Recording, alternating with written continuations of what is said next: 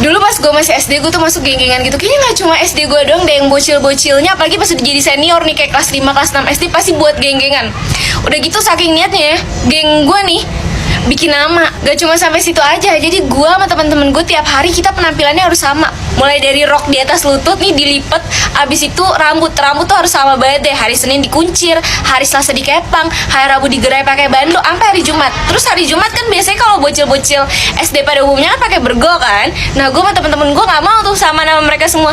Kita pakai kerudung segitiga. Geng gue ini nggak ada nama ketua, cuma ada satu orang yang kalau ngomong kagak ada yang berani bantah. Itu tuh yang tadi tuh yang kayak Senin Selasa harus rambutnya diapain, itu tuh dia nentuin. Jadi kita semua nih nggak ada yang berani ngebantah. Jadi pas dia ngomong, oke besok kita kepang ya, kepang 2, terus kayak oh iya ayo, nggak ada yang berani bantah ya, karena pada takut semua sama dia. Nah suatu hari ada salah satu teman gue yang nyeletuk kayak kita bikin baju samaan ya, jadi kalau misalnya kita hari Minggu atau hari Sabtu main, kita punya baju samaan gitu. Terus kayak pada mau semua nih. Dan karena pas SD duit jajan dikit, dan harga baju kaos itu kan pasti puluhan ribu ya, nggak mungkin kita ngomong ke emak buat beli baju samaan geng-gengan kan nggak mungkin. Jadi akhirnya kita memutuskan untuk ngumpulin duit nih tiap hari. Nah ngumpulin duitnya ini ke si orang yang kita takutin gitu. Dia nawarin diri deh kalau nggak salah, iya ke gua aja gitu. Ya udah akhirnya kita ngumpulin nih tiap hari kayak 1.000, 2.000 kayak gitu-gitu.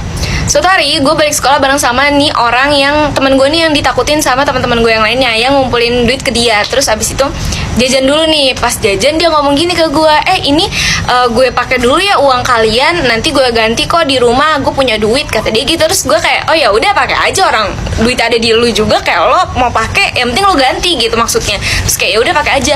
Dan itu gak cuma sekali, besokannya pas gue pulang bareng sama dia lagi, dia begitu lagi, dan seterusnya. Sering banget dia pakai uang gue sama teman-teman gue itu.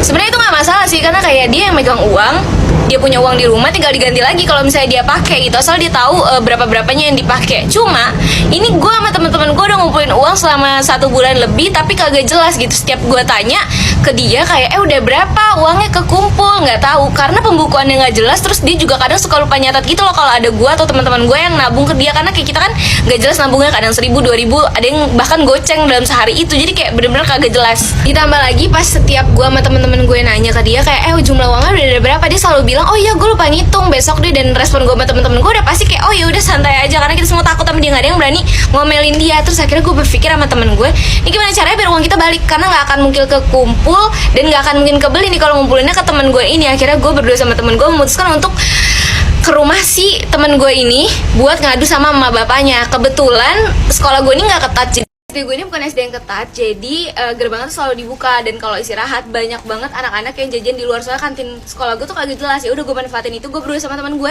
ke rumah teman gue yang megang uang tabungan, kita sebut aja si A ya. Nah sisanya teman-teman gue yang lain gue suruh bilang kalau misalnya si A nanyain gue sama temen gue kemana, bilang aja gue balik ke rumah buat ngambil buku yang ketinggalan. Bener-bener pas istirahat gue langsung lari nih berdua sama teman gue buat ke rumah si A. Rumahnya sebenarnya nggak terlalu jauh dari sekolah gue, cuma ya agak lumayan karena istirahat di sekolah gue cepet. Jadi gue bener-bener buru-buru tuh, gue lari sampai di rumahnya pas banget ada emak bapaknya. Langsung aja tuh gue ceritain sama berdua temen gue nih, gue bilang kayak iya jadi si A ini megang uang tabungan tapi uangnya dipakai, terus kayak nggak jelas gitu segala macam gue ceritain. Terus kayak emaknya bilang oh ya udah nanti pas pulang sekolah tante bilangin deh ke si A buat ngebalikin uang kalian ya, makasih ya infonya segala macam kayak gitu. Terus ya udah akhirnya gue baliklah ke sekolah lagi aman. Pas besokannya pada deg-degan semua nih gue sama temen-temen gue, karena gue yakin nih si A bakal marah karena kita udah ngadu ke emaknya.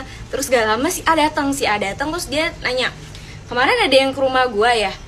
Nah gue sama temen-temen gue yang lain tuh cuma bisa diem. Terus habis itu dia ngomong lagi, ibu gue kemarin cerita tapi ibu gue nggak bilang siapa yang datang kemarin. Nah untungnya emaknya nggak bilang kalau itu gue sama temen gue, karena emang di sana gue juga bilang sih kayak tante jangan bilang kalau ini dari kita berdua, mohon maaf nih kan posisinya gue takut ya sama si A. Terus di situ dia bilang lagi, ini uangnya gue balikin tapi sisanya yang kurang belum ya, kalian catat aja yang kurang berapa nanti gue ganti. Terus dia diem, gue sama temen-temen gue juga diem kayak ini udah nih gak ada sesi marah-marahnya, gak ada sesi juicy-juicy, karena gue pikir kita bakal dimarahin sama dia. Terus habis itu kayak ya udah respon gue sama temen-temen gue ya udah pasti kayak oh iya santai aja, nanti aja balikinnya kalau lo udah ada uangnya. Terus ya udah kayak gue sama temen-temen gue sama dia juga kayak ya biasa aja lagi, kayak tidak terjadi apa-apa dan normal kembali. Mungkin si A ini mendapat hidayah gitu kan pas diomelin sama mamanya. Terus kayak dia berpikir ya Allah selama ini tingkah gue terlalu jahat gitu ya udah. Terus kayak obat deh.